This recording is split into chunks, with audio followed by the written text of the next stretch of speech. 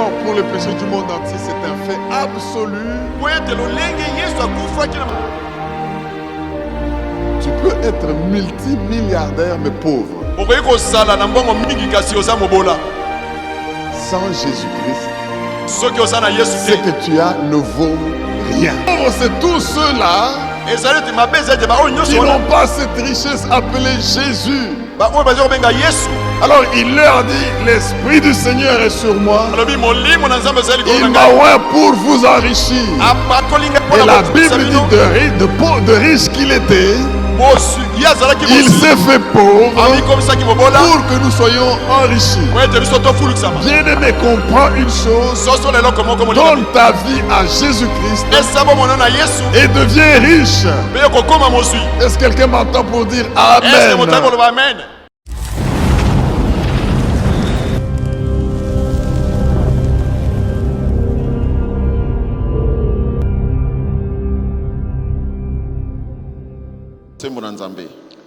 La grâce de Dieu, source de salut, ça c'est le thème de ce mois.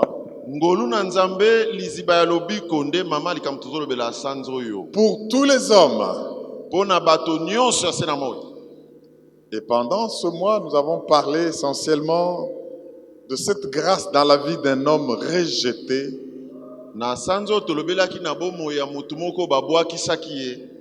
Dans la vie d'un homme de qui on ne peut pas attendre quelque chose de bien.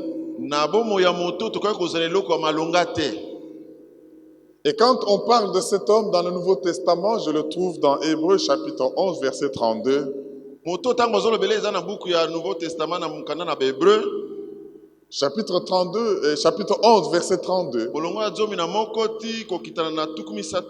Et là l'auteur dit que le temps lui manquait de parler de cet homme. Parmi d'autres hommes, le temps me manquerait de parler de Jephthé, de parler de Gédéon, de parler de David, de parler de Samuel, de parler qui ont fait des grands exploits. Et le dimanche dernier, nous avons vu Jephthé dans le cadre de la grâce de Dieu et les vœux fait à l'Éternel.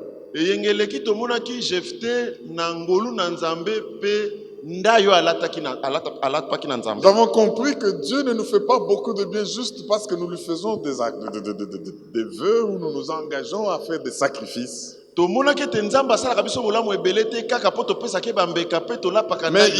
il voit aussi notre foi quand nous prenons certaines initiatives, mais il faut les accomplir.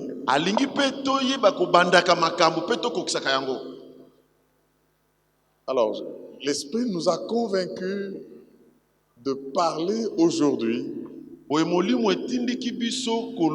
la grâce de Dieu, source de salut en temps de crise. Oui,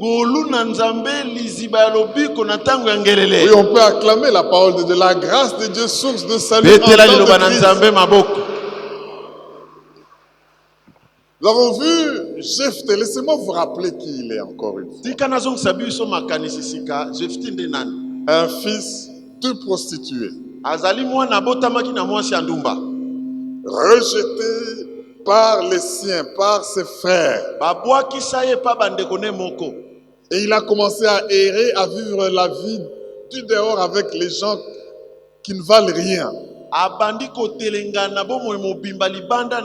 Et l'Esprit de Dieu nous a montré qu'il a lutté avec cette vie personnelle. Sans savoir pourquoi dans le monde il arrive à vivre de cette manière-là. Alors que les hommes le rejetaient, Dieu avait un destin pour lui. Donc quelqu'un qui a eu un problème de vie personnelle, mais qui a remporté la victoire parce qu'il a oublié le passé.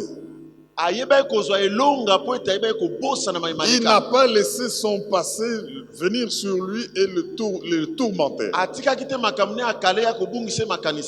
Je voudrais, mon frère, ma soeur, te rappeler que le passé tu ne dois pas lui permettre de te déranger dans la vie. J'aimerais vous dire une chose. Le seul endroit où le passé peut se produire dans ta vie, c'est dans ta tête. Parce qu'il est déjà passé. Je vais reprendre ça. Le seul lieu où ton passé peut se reproduire, c'est seulement dans ta tête. Mais en réalité, comme ça, ton passé ne peut plus se reproduire. Alors, ne le refais pas revivre, il faut le laisser au passé parce qu'il s'appelle passé. Il a eu maintenant à être relevé par Dieu. Et il a affronté le problème lui posé par sa famille. Donc à côté de son identité individuelle, il est venu au monde de cette manière-là sans l'avoir voulu, sans l'avoir choisi. Il a affronté les problèmes lui provoqués par sa famille. Mais Dieu qui l'avait appelé avec un destin a tout fait pour que les dons et les talents qu'il avait placés en lui, l'héroïsme qu'il avait placé en lui, qu'il puisse le manifester. Bien-aimé, quand Dieu t'a envoyé dans ce monde, il a placé en toi des talents, des capacités et des dons pour ta vie. Il faut seulement que tu saches les reconnaître et les mettre en application. Dieu t'aide. Il a pu maintenant régner sur sa famille, qui a recouru à lui en reconnaissant que c'était un héros. Et il a remporté des victoires contre les ennemis extérieurs. Mais Jephthé n'était pas à la fin de ses souffrances et de ses peines. À côté des ennemis extérieurs, il s'est retrouvé opposé aux adversaires intérieurs. Je m'adresse à toi qui es en train de remporter des victoires. Sache que les gens pourront t'attaquer de l'extérieur, mais quand tu leur gagnes, il y en a qui peuvent t'attaquer de l'intérieur. Mais il faut rester accroché à Dieu parce que lui sait comment il va libérer ton peuple, il va te libérer et il va t'imposer. La grâce de Dieu, source de salut en temps de crise. Crise individuelle, crise familiale et même crise nationale. En fait, on va lire un texte et vous allez comprendre où est-ce que l'Esprit de Dieu est en train de nous conduire. Nous avions lu Juge 11, nous allons passer à Juge 12. Juge 12. Les 7 premiers versets, suivez bien cette histoire. Juge 12, 1 à 5. Vous comprendrez quelle vie Jephthé a menée. Notez qu'en Israël, pendant ce temps, il n'y avait pas de roi. Après que Josué fut introduire le peuple de Dieu dans la terre promise, Israël n'était plus conduit par un leader ou un roi, mais c'était par des juges. Le leader politique pendant ce temps, c'était un juge. Jusqu'au moment où Samuel a introduit la royauté quand le peuple a demandé avec Saül. Et après Saül, David est venu, ainsi de suite.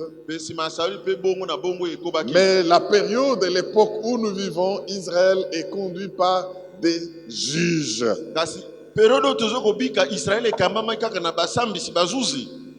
Nous devons prier pour que même dans notre nation,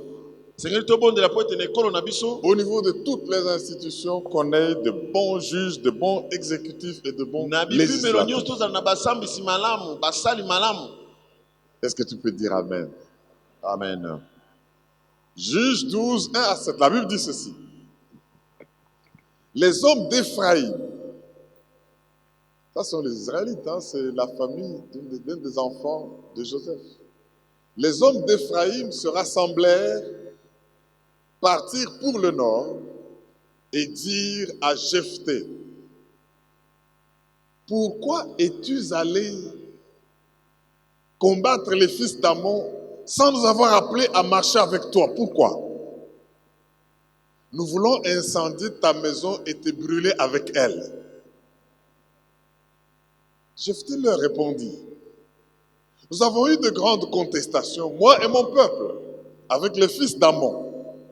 Et quand je vous ai appelé, vous ne m'avez pas délivré de leurs mains. Voyant que tu ne venais pas à mon secours, j'ai exposé ma vie et j'ai marché contre les fils d'Ammon. L'Éternel les a livrés entre mes mains. Pourquoi donc aujourd'hui montez-vous contre moi pour me faire la guerre? Jephthé rassembla tous les hommes de Galaad et livra bataille à Éphraïm. Bien aimé, ça devient une guerre fratricide entre frères. Les hommes de Galaad battirent Éphraïm parce que les Éphraïmites disaient: vous êtes des fugitifs d'Éphraïm.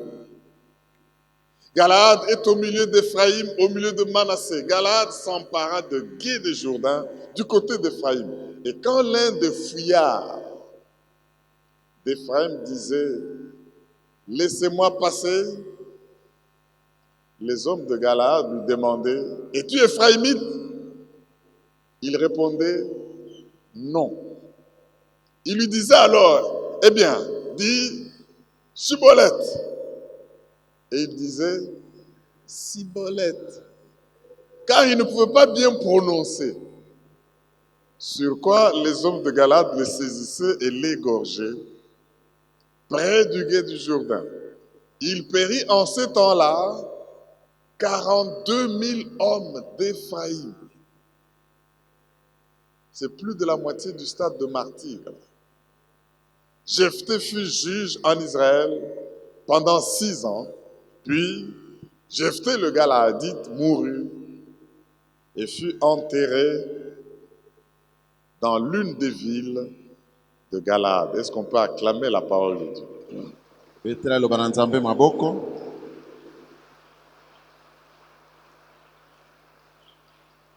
Bien-aimés,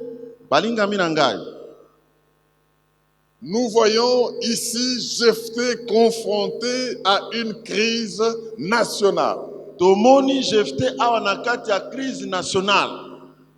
Ce n'est plus une crise personnelle ou familiale, mais elle monte 2 niveaux. Suite à quoi?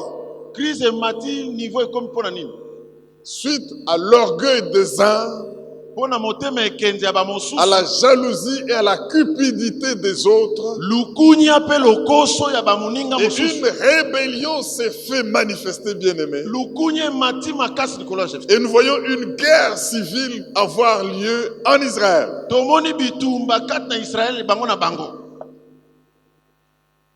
Cette crise a commencé en tant que crise, en tant qu'échange.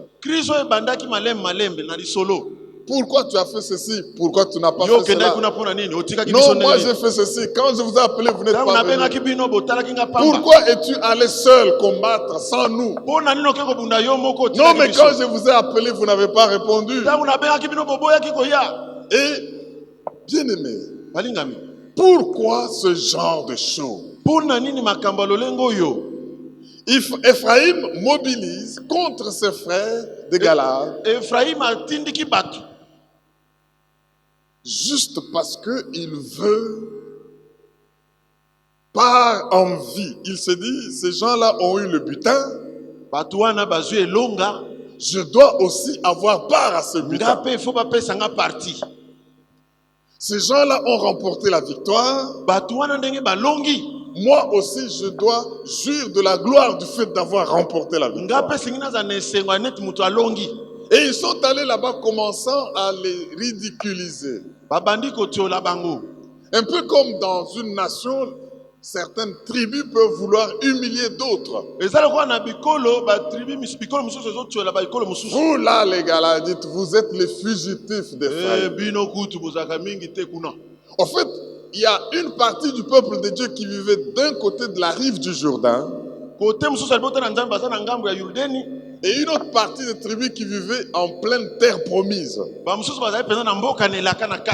on commençait à humilier ceux qui étaient de l'autre côté du Jourdain, comme les Galatiens. En disant, vous êtes nos fugitifs. Et ça a énervé Jephthé, qui a réuni les siens pour dire, comme ils veulent se moquer de nous, comme ils veulent nous humilier, comme ils veulent montrer que nous sommes ridicules et qu'on ne devait pas aller gagner seuls sans eux, nous allons nous battre. Et Jephthé mobilise son armée et met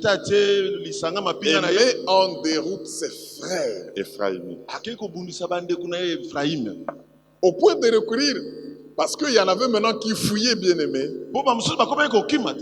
à des cibolettes. C'est ainsi qu'en français on peut vous dire, ils commencent maintenant à se tuer pour des cibolettes. Ça veut dire quoi? Nous commençons à nous tuer pour des cibolettes. Mais les cibolettes, il dit à ton voisin comme ça entre là-bas. Amen. Mais cette expression est restée maintenant dans le langage courant.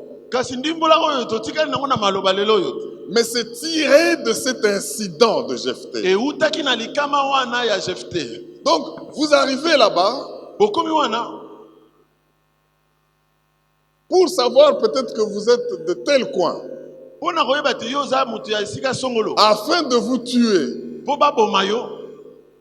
On dit prononce Shiboleth.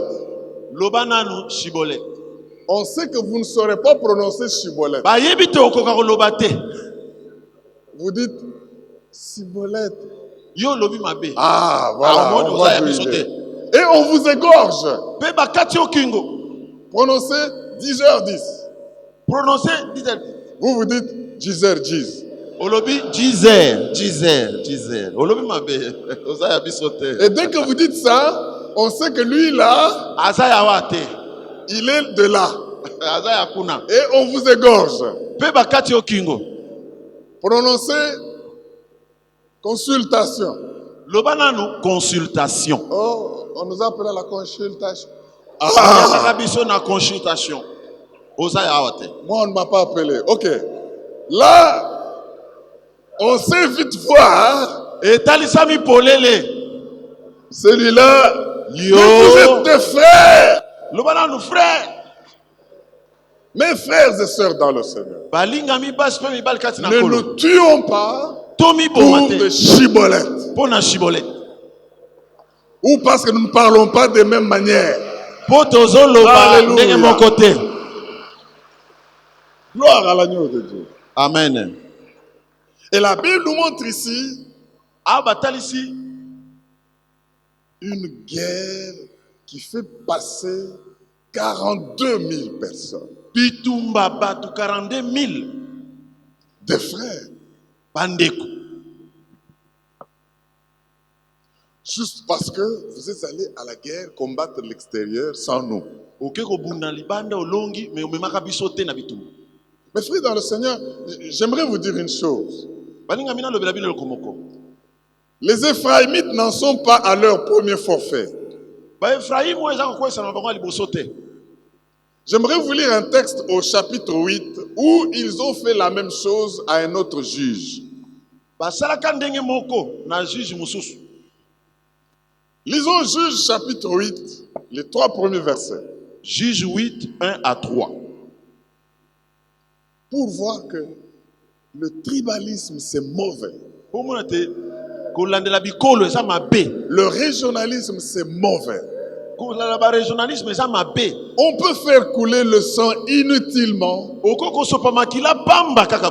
pour l'orgueil, l'envie et la jalousie. Pona baposa orgueil ezanga tina. Écoutez ce qu'Ephraïm dit encore. Yoko Ephraim. Juge 8, 1 à 3. La Bible dit ceci. Je vous lis le second, je crois que je peux vous lire aussi en français courant. Les hommes d'Ephraïm dirent à Gédéon, que signifie cette manière d'agir envers nous? Pourquoi ne pas nous avoir appelés quand tu es allé combattre Madian? Et ils eurent avec lui une violente querelle. Gédéon leur répondit, qu'ai-je fait en comparaison de vous? Le grappillage d'Éphraïm ne vaut-il pas mieux que le vendage d'Abiézer? C'est entre vos mains que Dieu a livré les chefs de Madian, Horeb et Zéb.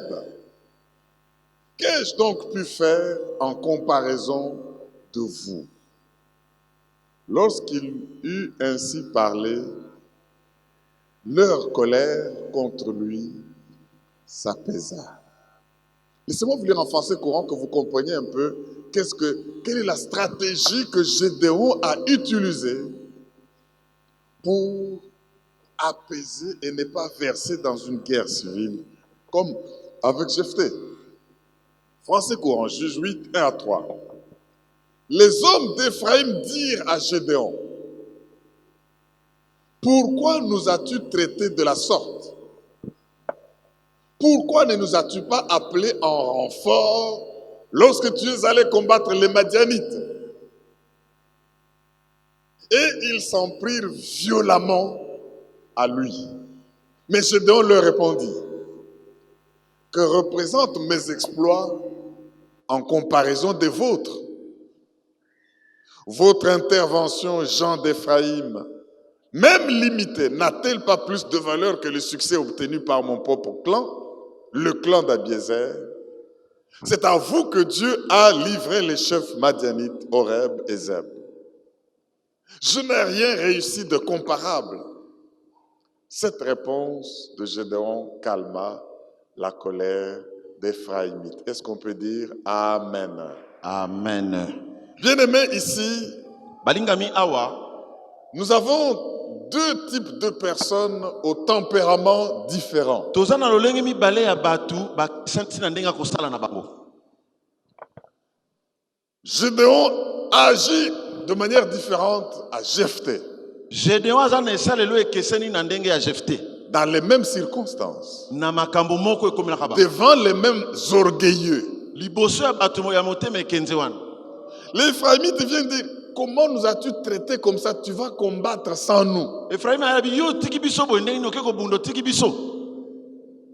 Ils s'en prennent à lui violemment.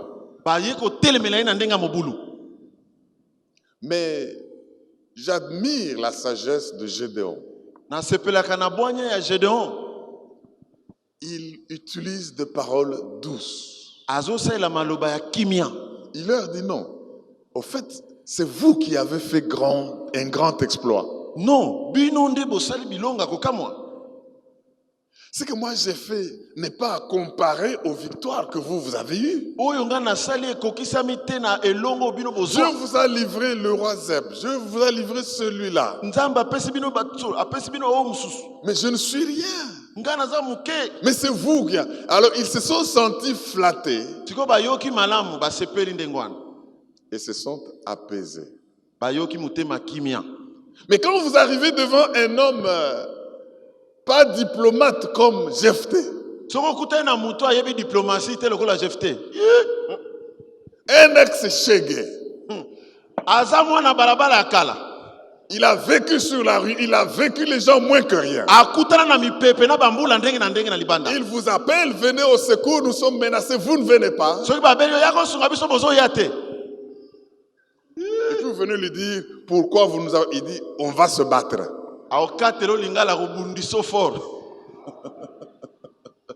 Dis à ton voisin, c'est au fort.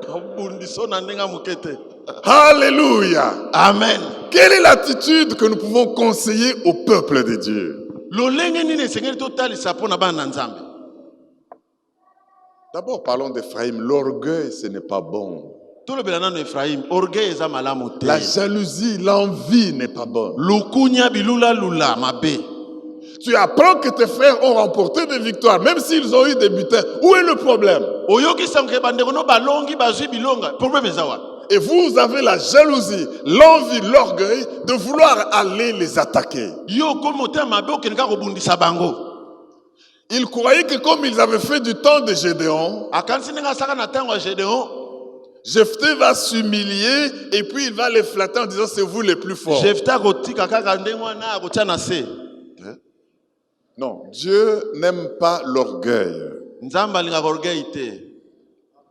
Quand Dieu utilise votre frère, Soki nzamba seli ndeko na il yo. le bénit et il remporte de victoire. Apamboli azwi bilonga. Réjouissez-vous avec lui. Osepela na ye elongo. Votre tour viendra pour que vous puissiez remporter Tour de na yo victoire. pe koya. Est-ce que quelqu'un m'entend pour dire Alléluia? Alléluia. Écoutez ce que la Bible dit sur l'orgueil. Lisons quelques textes. Yoko Bible lobi na oetali orgueil. Matthieu 23, 12. Qu'est-ce que la Bible dit? Matthieu 23, 12.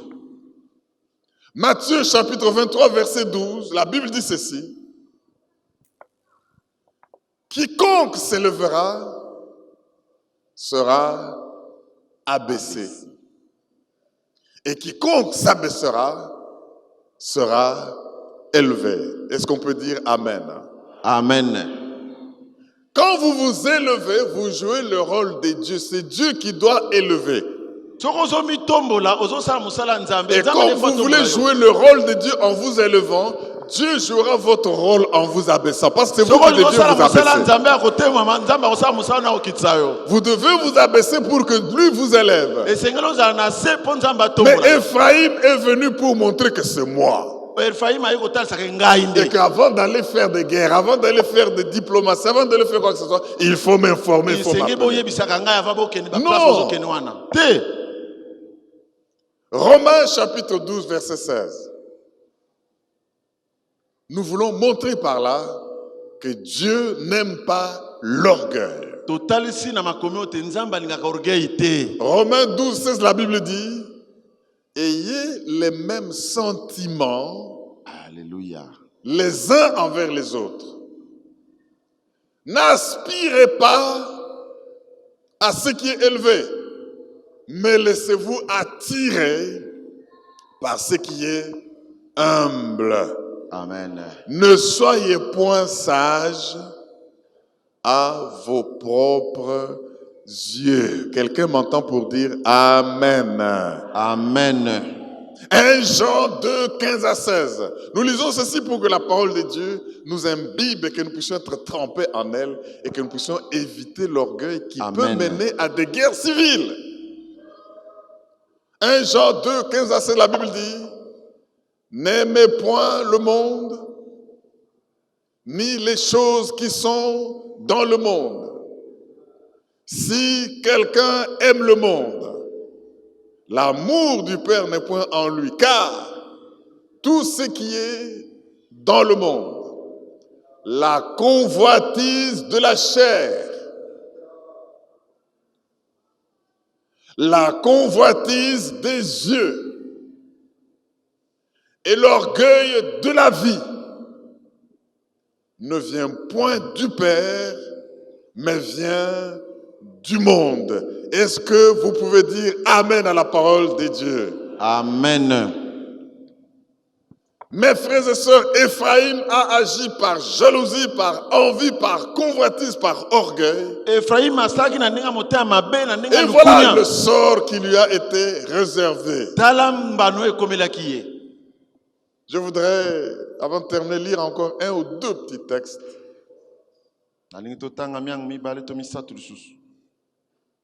Allons dans Proverbes chapitre 26, verset 12. Proverbe 26. Proverbe 26. 12. Ça, c'est un conseil qui vous est donné à vous. À moi. À nous tous. Si tu vois un homme qui se croit sage, il y a plus à espérer d'un insensé que de lui. Ah. Kalikam. Est-ce que quelqu'un peut dire amen? Si tu vois un homme qui se croit sage, Soko moni mutazo kansaka ya zana boanya koleka. il y a plus à espérer Malam kutu to likia d'un insensé na zoba que de lui. ke ye. Tu vois un insensé, les fous comme dehors là. Lokola ba botama boma libanda wana. Tu peux espérer dans ce fou-là Loko kote likia na liboma wana. pour plus que d'un orgueilleux, de quelqu'un qui se croit sage à ses yeux. Orgueilleux moko boye. J'arrête avec Proverbe 28-25. Proverbe, chapitre 28, Proverbe 28. verset 25. Proverbe 28, 25. L'orgueil excite les querelles. Et tout mon lakamotema, L'orgueil excite les querelles. et tout mon lakamitema. Mais celui qui se confie en l'Éternel Kasi oya mi bonzaka na Yahweh na bibeli, est rassasié. atondi sami. Est-ce que je parle aux gens qui se confient en l'Éternel pour acclamer le roi des rois? Alléluia.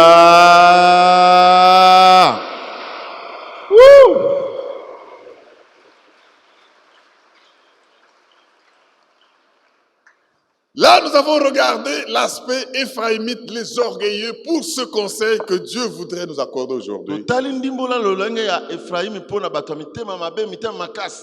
Mais maintenant, aux autres frères comme Gédéon et Jephthé, Bandeko mususu lokola Gédéon pe Jephthé. qui ont l'onction de Dieu sur eux. Basa ne pakola manzambe likolo na bango. Notez bien, bien-aimés, que dans le temps ancien, dans l'Ancien Testament, l'Esprit de Dieu ne reposait pas sur n'importe qui. Na tango akala molimo na nzambe bandeko kovanda likolo bato nyonso te. Et voilà que les Éphraïmites qui n'avaient pas l'onction de Dieu sur eux sont allés s'attaquer aux hommes qui avaient l'Esprit de Dieu Ba sur eux. Ephraim bazanga ke pakolami bake ko bundisa bato bazaki ne pakolami. Quelle attitude pouvons-nous conseiller entre ce que Gédéon a fait et ce que Jephthé a fait? Toli nini toko kopesa na o Gédéon asali na o ba Jephthé basalaki. Glisser dans la guerre civile et Bakoti na bitumba ya bango na bango. ou user de sagesse pour apaiser la colère des autres. Pona kosaila bokumu na yo pona kopesa kimia na ba mususu. Je voudrais, mes frères et sœurs, que nous apprenions à donner des réponses douces. Balinga mito ekola kopesa biyano ya kimia. Pour que si, dans la mesure du possible, nous pouvons éviter de nous entretuer entre frères, que nous le fassions. Est-ce que quelqu'un m'entend pour dire Alléluia? Alléluia. Nous pouvons être capables de gagner l'autre sans en arriver aux armes.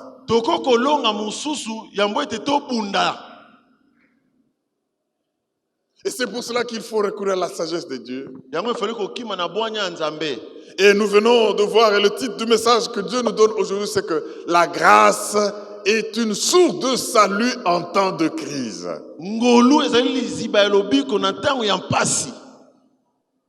C'est vrai que Jephthé avait cette relation. On l'a outragé. Mais faire périr plus de 42 000 personnes. Même pas des étrangers, mais des frères.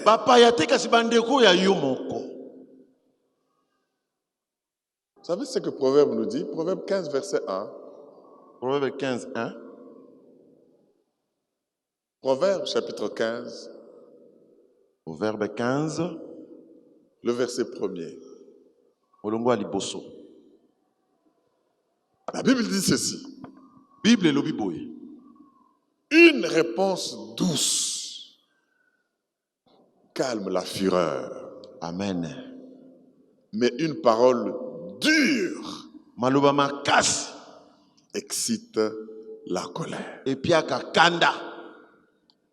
Bien aimé, tous les problèmes que nous connaissons et qui ont entraîné des crises terribles pouvaient être résolus autrement selon les réponses que nous pouvions donner.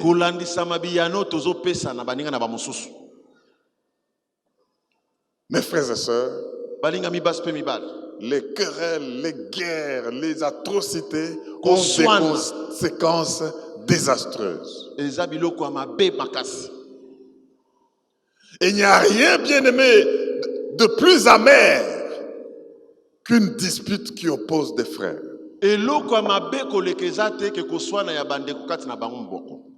Quand aujourd'hui, bien aimé, nous voyons des frères ici dans ce pays se tenir des langages déplacés, blessés, irritants.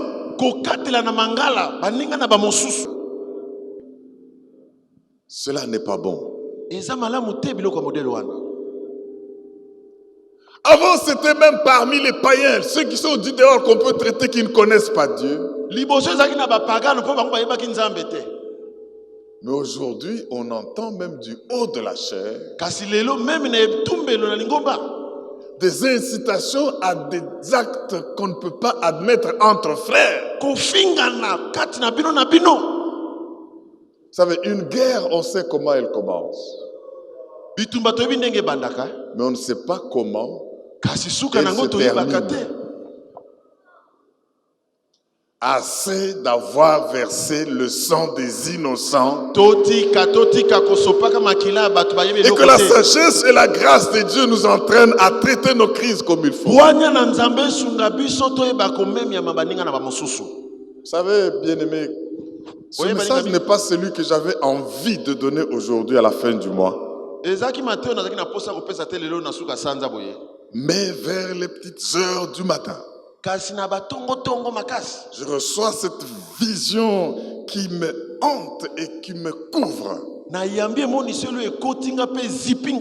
Où le Seigneur me dit, ce tableau du temps de juge est le même que le tableau que votre nation, la RDC, veut vivre maintenant.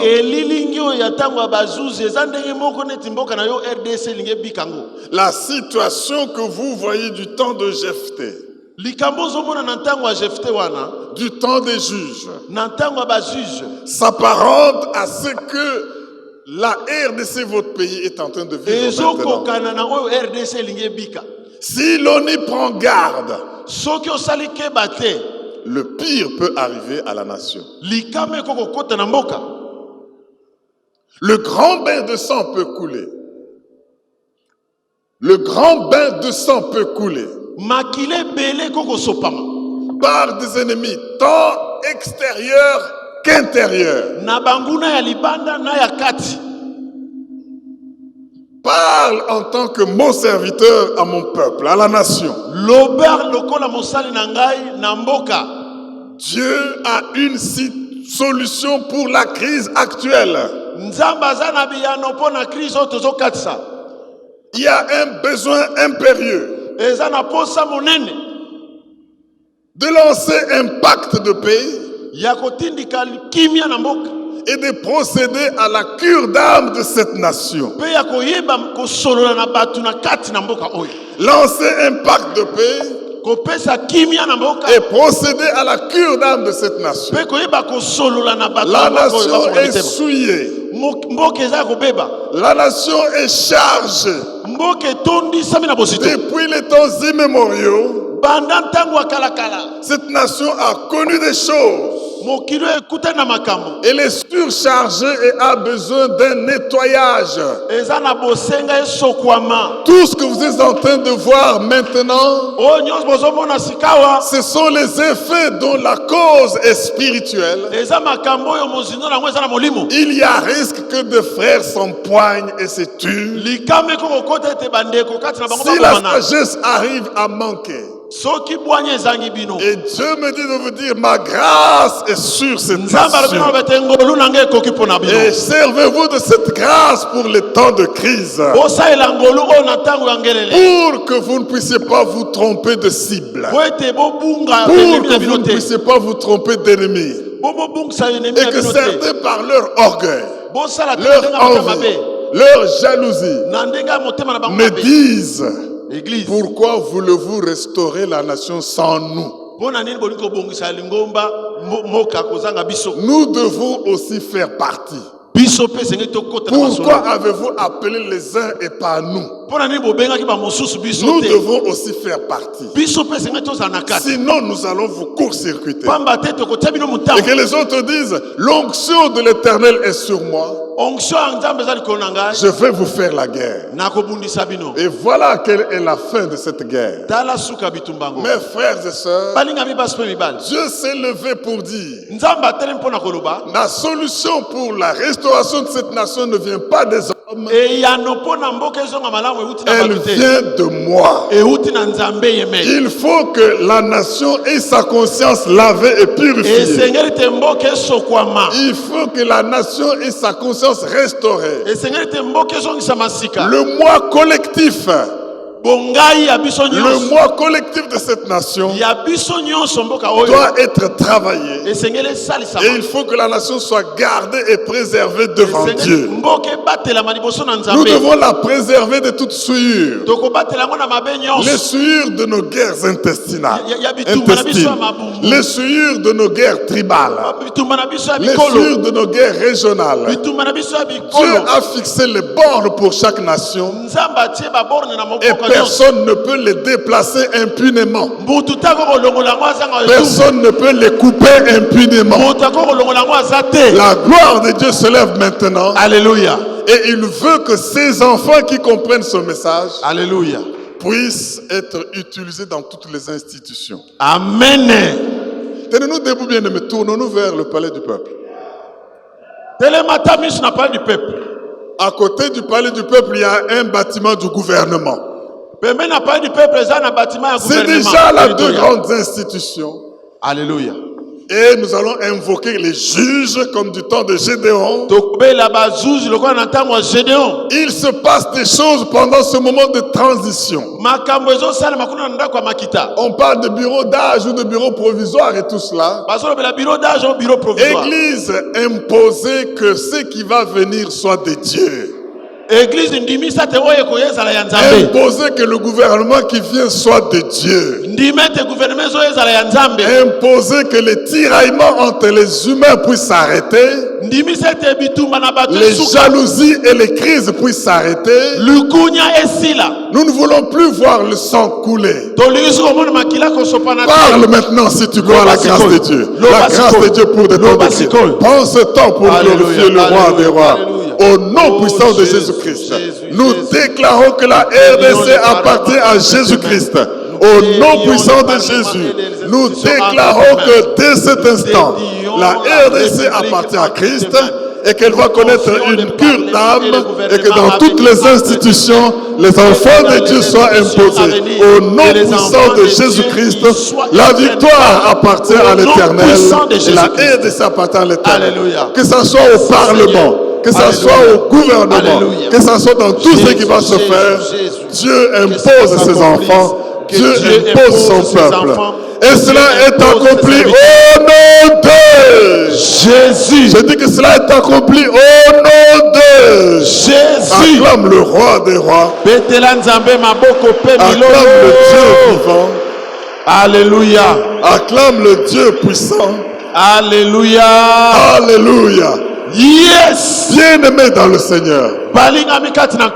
Ceci ne dépend pas de qui veut ou qui ne veut pas. Ceci dépend de Dieu. Il est temps de se lever, de ne pas recourir à ses jalousies, à son orgueil, à ses solutions, mais aux solutions de Dieu. Et Dieu nous a donné cette solution que j'ai résumée en 2 phrases. Alléluia. Adhérer au pacte de paix que Dieu donne, ou notre moi collectif où les gens se sont tiraillés, les originaires, les non-originaires, les kata ceci, les kata cela. Alors qu'on est mariés entre nous et mélangés de sang, l'ennemi vient nous distraire. Il est temps de rester unis et soudés. Si la victoire vient par un tel homme, nous adhérons à cet homme. Première phrase, adhérer au pacte de paix que Dieu donne. Et procéder à la cure d'âme de la nation. Vous savez, quand la nation est souillée, Dieu ne l'aide pas. Elle est dominée par les étrangers. Elle n'achève rien de ce qu'elle commence. Quand la nation, Dieu ne la prend pas en considération. Elle peut entamer des guerres, mais elle est toujours vaincue. Quand Dieu se détourne de la nation, eh ben, c'est la misère, c'est le désordre, c'est la pauvreté. Dieu veut maintenant prendre en charge cette nation. À cause de cela, vous verrez sa grandeur, vous verrez sa puissance, vous verrez la restauration, vous verrez l'élévation, vous verrez la victoire sur tous vos ennemis. Et parce que Jephthé avait la main de Dieu sur lui, il a vaincu des combats internes et externes. Et il est entré par la grâce. Il a été juge sur le peuple de Dieu aujourd'hui. Dieu suscite des sages.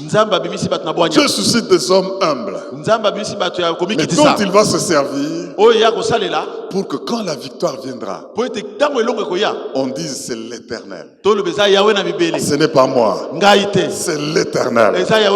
Ainsi, mes frères et sœurs, réalisons que la grâce de Dieu est sur l'Église et sur les hommes de Dieu.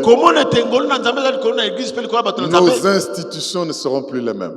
J'ai dit que nos institutions ne seront plus les mêmes. Et nous allons vivre dans un pays béni. Est-ce que quelqu'un peut acclamer bien le roi des rois? Est-ce que quelqu'un peut acclamer le roi des rois? Alléluia. Bien-aimés dans le Seigneur, voici ce que nous déclarons. Prenez avec moi Michée 4:5. Michée 4:5. Michée chapitre 4. Michée 4. Le verset 5. Ça, c'est notre déclaration aujourd'hui en tant qu'Église dans cette nation. Michée 4:5. Répétez avec moi. Tandis que tous les peuples marchent. Tandis que tous les peuples marchent. Dis-le avec conviction. Tandis que tous les peuples marchent. Tandis que tous les peuples marchent. Chacun au nom de son Dieu. Chacun au nom de son Dieu. Nous marcherons. Nous marcherons. Nous. Au nom de l'Éternel notre Dieu. Au nom de l'Éternel notre Dieu. Toujours et à perpétuité. Toujours et à perpétuité. Nous reprenons avec conviction que l'enfer entende. Tandis que tous les peuples marchent. Tandis que tous les peuples marchent. Chacun au nom de son Dieu. Chacun au nom de son Dieu. Nous marcherons. Nous marcherons. Nous.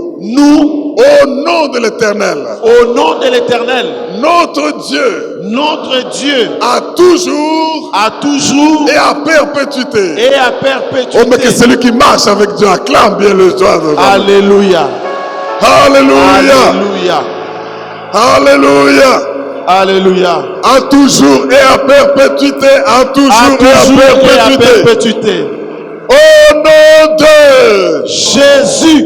Ésaïe 33, 21, 22. Ésaïe 33, 21, 22. C'est ce que nous devons réaliser dans tout ce que nous faisons. Ésaïe 33, 21, 22. Gloire à l'agneau de Dieu. C'est là vraiment que l'Éternel est magnifique pour nous. Reprends avec moi. C'est là vraiment que l'Éternel est magnifique pour nous. Que l'Éternel est magnifique pour nous. Il nous tient lieu de fleuves. Il nous tient de fleuves. De vastes rivières. De vastes rivières. Où ne pénètre point de navire arabe. Où ne pénètre point de navire arabe. Et que ne traverse aucun grand vaisseau. Et que ne traverse aucun grand vaisseau. Car l'Éternel est notre juge. L'Éternel est notre juge. L'Éternel est notre législateur. L'Éternel est notre législateur. L'Éternel est notre roi. L'Éternel est notre roi. C'est lui qui nous sauve. C'est lui qui nous sauve. Nous déclarons l'action de l'Éternel au travers de ses enfants dans toutes les institutions. Alléluia. Au nom puissant de Jésus, Alléluia. celui qui le reçoit dit, je reçois. Je reçois. Et cela est accompli au nom de Jésus. On acclame bien le Dieu puissant. Acclame bien le Dieu puissant.